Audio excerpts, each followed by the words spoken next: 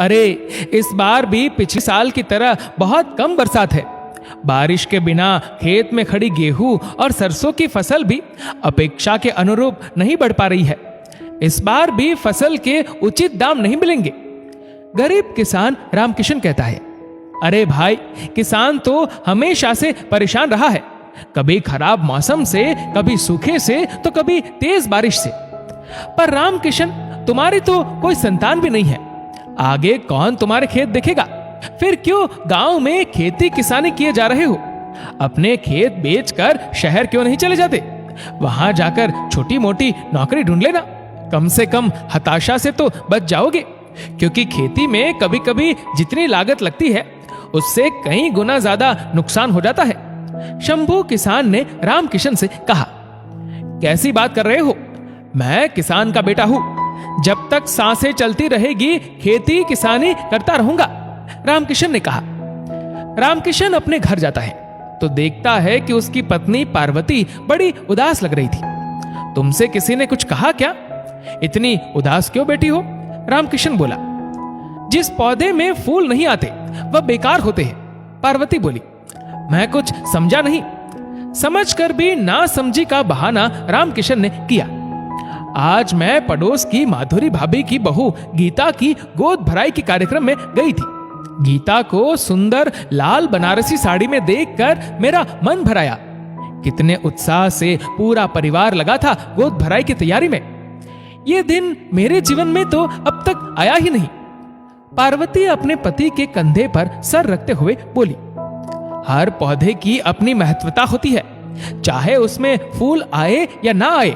मां बनना या ना बनना कोई कसौटी नहीं होती एक स्त्री की अहमियत नापने की। इसलिए नकारात्मक विचारों को खुद से दूर रखो। रामकिशन अपनी पत्नी को समझाते हुए बोला, चलो अब जल्दी से खाना लगाओ, बहुत भूख लग रही है। पत्नी ने पति की थाली परोसी। तुम्हारी थाली कहाँ है? रामकिशन ने पूछा। आज मेरा उपवास है, पार्वती बोली। हफ्ते के 4 दिन उपवास रखती हो, ऐसे तो सेहत खराब हो जाएगी।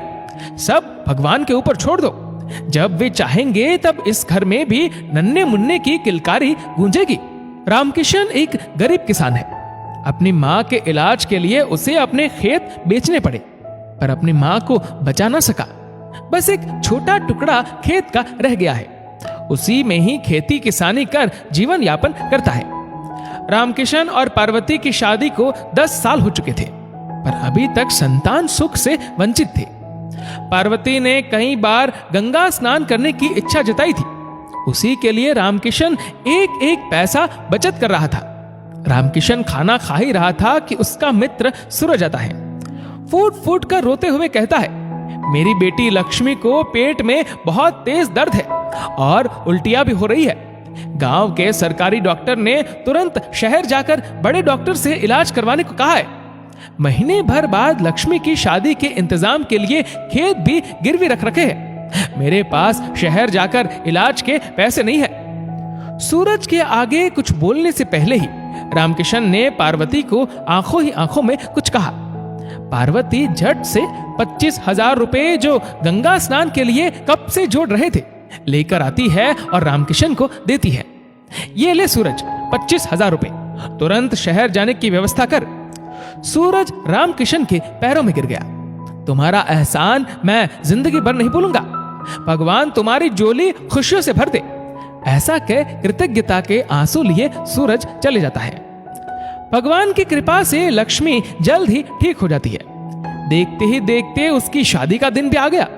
पंडित जी कन्यादान के लिए लक्ष्मी के माता पिता को आगे बुलाते हैं। तभी लक्ष्मी के पिता सूरज कन्यादान के लिए रामकिशन और पार्वती को आमंत्रित करते हैं। मेरी बेटी को नया जीवन आप लोगों ने ही दिया है, इसीलिए बेटी के कन्यादान पर आप लोगों का ही अधिकार है, सूरज ने हाथ जोड़ते हुए कहा। रामकिशन और पार्वती की आंखों से जर जर आंसू बहने लगे।